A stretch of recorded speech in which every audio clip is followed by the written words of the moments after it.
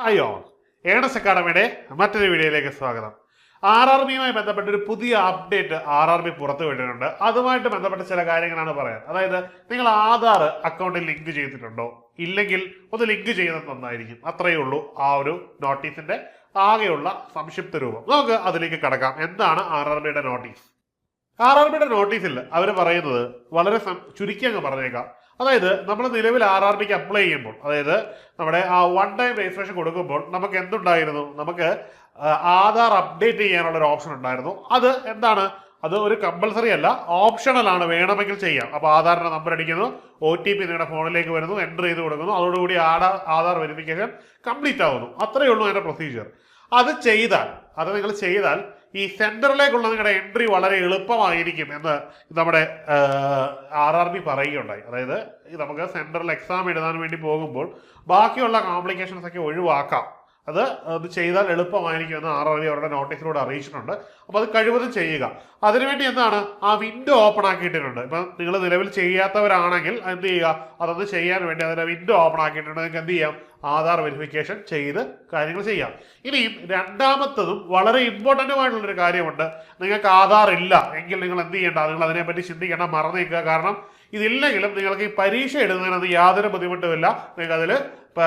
നിങ്ങൾക്കെല്ലാം ആ ഫ്യൂഷൻ എന്തൊക്കെയാണോ ആധാർ അപ്ഡേറ്റ് ചെയ്തൊരു കാൻഡിഡേറ്റ് ചെയ്യുന്നത് അതൊക്കെ നിങ്ങൾക്ക് ചെയ്യാൻ പറ്റും. പക്ഷെ ആധാർ ഉള്ളവർ ഇത് ചെയ്യുന്നത് നല്ലതായിരിക്കും. ഇനി ആധാർ ഉള്ളവർക്ക് അത് ചെയ്യാൻ താല്പര്യമില്ലെങ്കിലും ചെയ്യേണ്ട, യാതൊരു നിർബന്ധവുമില്ല. കാരണം ആധാർ ഒരു മാൻഡേറ്ററി അല്ല എന്ന് സുപ്രീം കോടതി പ്രത്യേകിച്ച് ഈ വക കാര്യങ്ങളിലൊരു സ്റ്റാൻഡ് എടുത്തിട്ടുള്ളത് കൊണ്ട് അത് നമ്മളെ ബാധിക്കുന്ന വിഷയമല്ല. പക്ഷേ ഒരു പേഴ്സണൽ ഒപ്പീനിയൻ എന്ന് പറയുന്നത് RRB പറഞ്ഞു, നമ്മൾ ചെയ്യുന്നതുകൊണ്ട് നമുക്ക് നഷ്ടപ്പെടാനൊന്നുമില്ല. നിങ്ങളുടെ ഒരു പേഴ്സണൽ ഡേറ്റാസ് നിങ്ങൾക്ക് പോകാനൊന്നും പോകുന്നില്ല. ഒരു ഗവൺമെന്റ് സംവിധാനമാണ്. നിങ്ങൾ ജസ്റ്റ് കയറുക, നിങ്ങൾ ആധാറിന്റെ ഡീറ്റെയിൽസ് അടിച്ചു കൊടുക്കുക, ഫോൺ ഒന്ന് അപ്ഡേറ്റ് ചെയ്തിട്ടുണ്ടെങ്കിൽ അതിലേക്ക് OTP വരും, ചെയ്യാൻ പറ്റും. ഇനി ഇതിനു വേണ്ടി മെനക്കെട്ട് നിങ്ങളൊന്നും പോകണ്ട. ഇനി അത് എവിടെയാണ് ചെയ്യേണ്ടത് എന്നത് ഞാൻ കാണിച്ചു തരാം. നമുക്ക് RRBയുടെ ആപ്ലിക്കേഷൻ, അതായത് RRBയിൽ നമ്മൾ ഏത് തസ്തികയ്ക്ക് അപ്ലൈ ചെയ്യണം, നമ്മളൊരു വൺ ടൈം രജിസ്റ്റർ ചെയ്യണമെന്ന് പറഞ്ഞല്ലോ.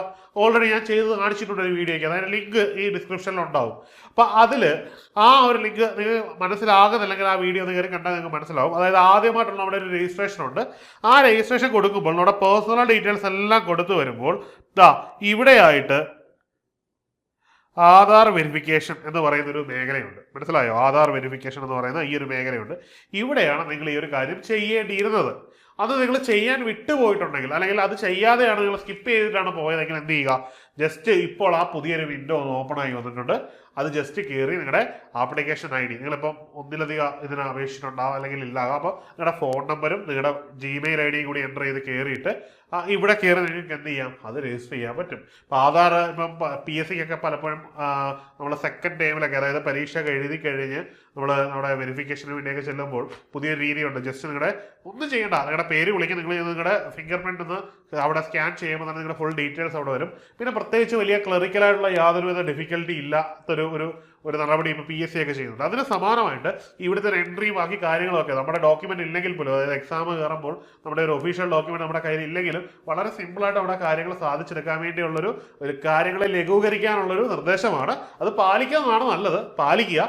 ഇല്ലെങ്കിലും നിങ്ങളുടെ ആപ്ലിക്കേഷൻ റിജക്ട് ചെയ്യുകയോ നിങ്ങളുടെ പരീക്ഷ എഴുതുന്നതിനൊന്നും യാതൊരുവിധ ബുദ്ധിമുട്ടും ഉണ്ടാവില്ല. അപ്പോൾ എല്ലാവർക്കും ഈ ഒരു ഇൻഫർമേഷൻ മനസ്സിലായി എന്ന് കരുതുന്നു. എല്ലാവരും ഇത് ഫോളോ ചെയ്യുമെന്ന് കരുതുന്നു. അപ്പോൾ മറ്റൊരു വീഡിയോയുമായി കാണാം. Good bye.